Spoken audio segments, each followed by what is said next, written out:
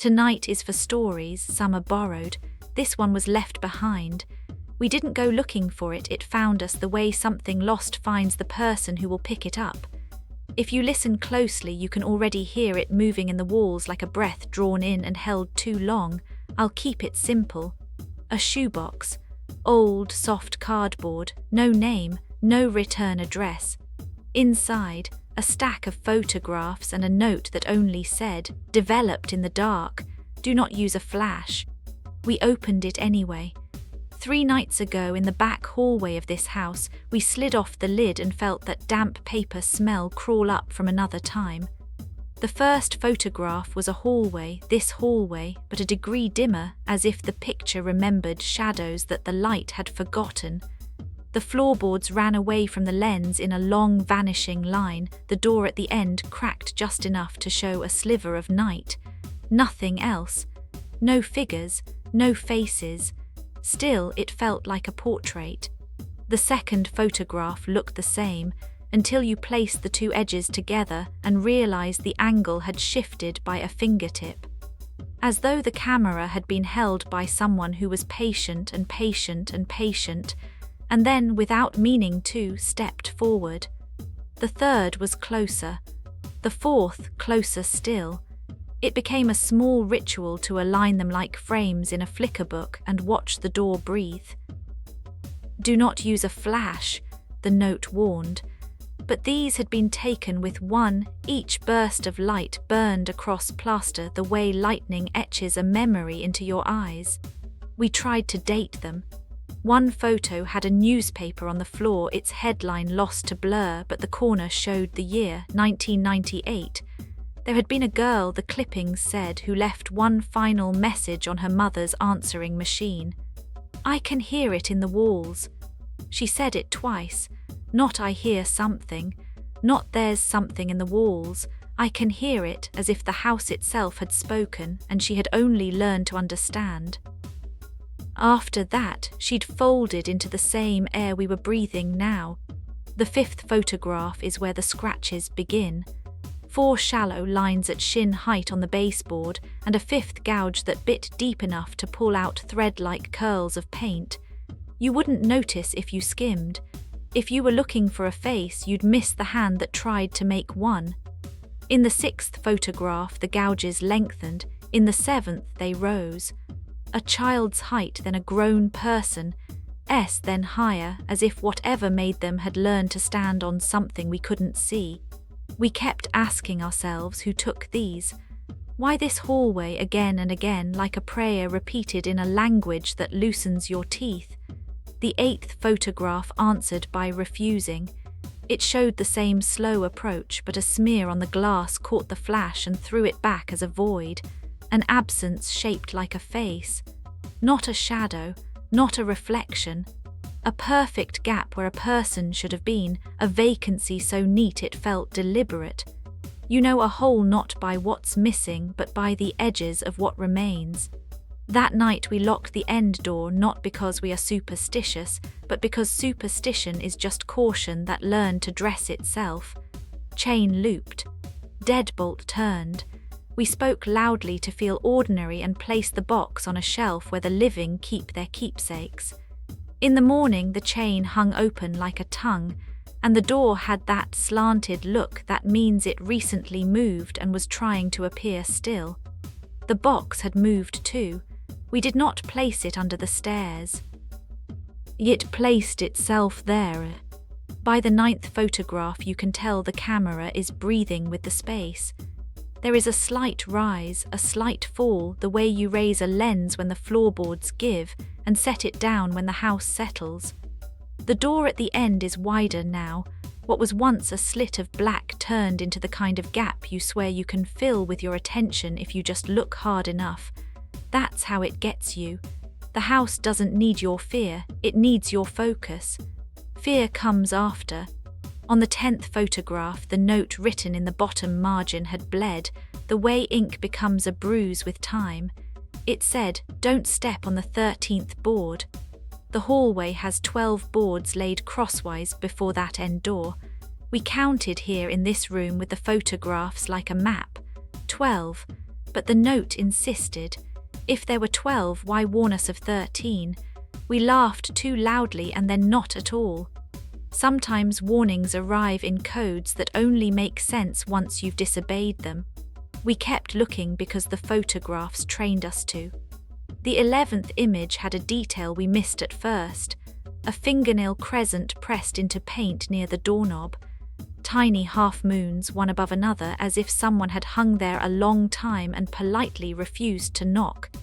If you listen, you can almost hear the breath on the other side. The photographs don't have sound, but the longer you hold them, the more you think they do. A low, steady hush, the kind a house makes when it wants you to sleep. In the 12th photograph, the flash paints the far wall as white as an eye. The door is open enough for someone to have slipped through. If you flip between the 1st and the 12th, the effect is dizzying. Approach, approach, approach, arrive, but at what? The frame never includes a person. That's the trick, isn't it? Nobody ever sees the thing look at them. They only see the room once it knows them, and then it's too late to be a stranger again. We put the 12th down.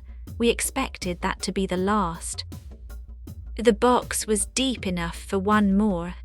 There was space for a 13th photograph, a scoured rectangle where something had been and had been removed. The cardboard kept the memory of its missing shape. We told ourselves whoever took these never printed the last one, or they did and then tore it out, and sometimes telling yourself a story like that is enough to stop the smaller voice from saying, "It isn't missing, it just hasn't happened yet." We closed the lid. We left the hallway light on. We left the living room light on. Light is the lie we tell the dark. I know what you're thinking. Why bring this here? Why speak about it aloud? Why roll the film of something that doesn't want to be seen? Because the photographs do not end in photographs. They end in a place. They end in a room that looks like this one, arranged the way rooms are arranged when someone expects company. The last line of the note, the one we pretended was a smear, reads clearer when your eyes get used to the light. The 13th is a group picture. It leaves out who is in it. We tried to ignore it today while we cooked and laughed and filled the rooms with warm noise. But the house knows the difference between noise and attention. Laughing is just baring your teeth at the dark. It's when you fall quiet that the dark can count you. I kept hearing something low beneath the talk, a little too regular to be the pipes. You can tell yourself it's a refrigerator cycling, a heater waking, but a heart is a heart, and this one didn't feel like mine. 1 beat when the hallway light clicked, 2 when the staircase made its sound. This is the part of the story where I should tell you to relax because nothing is going to happen. But this story isn't meant to make you feel better. It's meant to put you in the picture. Standing here now, the room arranged the way the photographs taught it to be arranged. Do you feel it? The length of the hallway behind your eyes, the door that has always been almost closed. That feeling is how the house measures you, by whether you look back. It cannot enter your gaze. It waits for the seconds you lend to other people. There is a rule in places like this: do not call out a name that belongs to the house. Do not answer questions you didn't hear asked. Do not count the floorboards aloud. The missing girl said, "I can hear it in the walls." A confession or a warning. Tonight, if you listen, you might hear it too, not a voice, not words. Just the rhythm that tells you something patient has grown tired of being patient. Sometimes we mistake patience for kindness. Patience is just time practicing. I had a thought I shouldn't have had. What if we took our own picture just to prove the box had no power over the present? Just to show the difference between then and now. I held up my phone at the mouth of the hallway and took a single photograph. No flash. The screen cooled the air in my hand. And then, like a breath against the back of my neck, the image resolved. If I show it to you, you'll say it's a trick of exposure, the way digital noise turns dark into faces. But I know my friends. I know who stood where.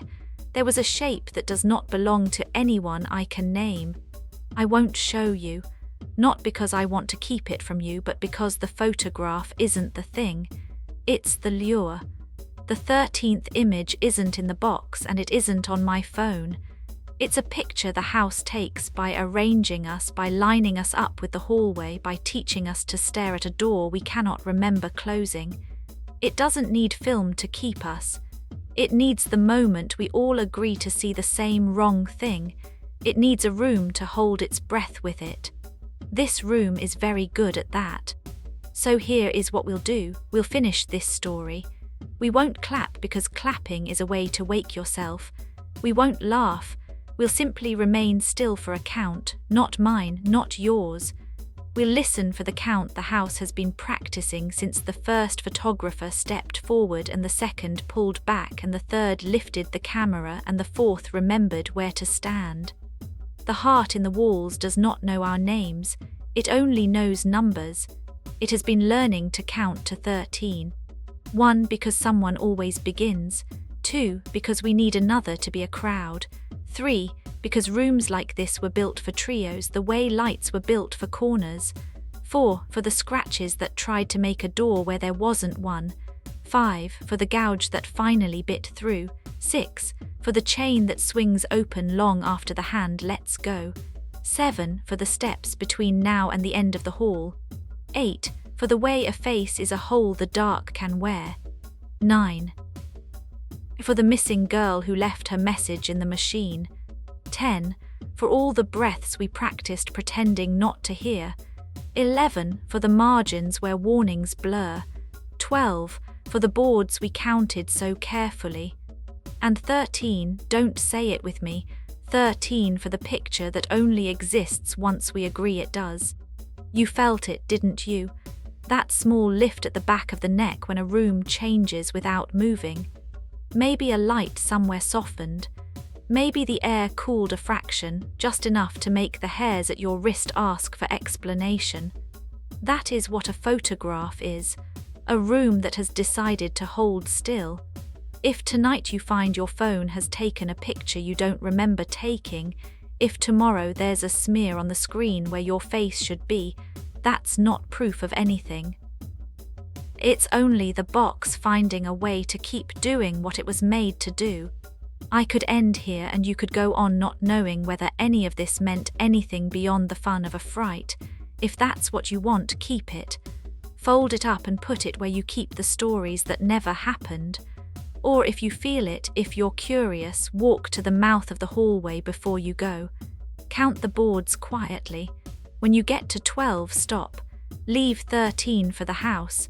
Leave it the way you leave a seat open at a table for the one who is late. The living have their rituals.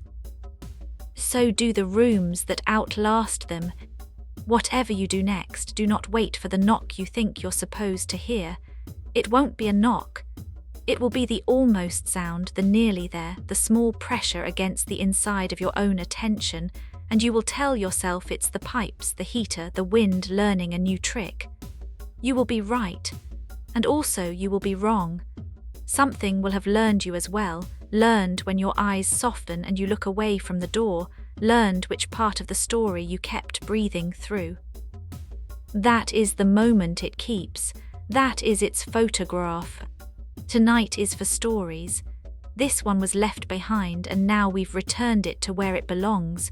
A room arranged for company, a hallway that knows the weight of footsteps, a door that can be almost closed forever. We won't look for the box in the morning. We won't speak the girl's words aloud. We will just leave the house the way we found it. Lights on, chain open, that polite gap at the end of the hall. If you feel it count with you as you cross the threshold, don't answer. Let it finish on its own. If it reaches 13, smile for the camera,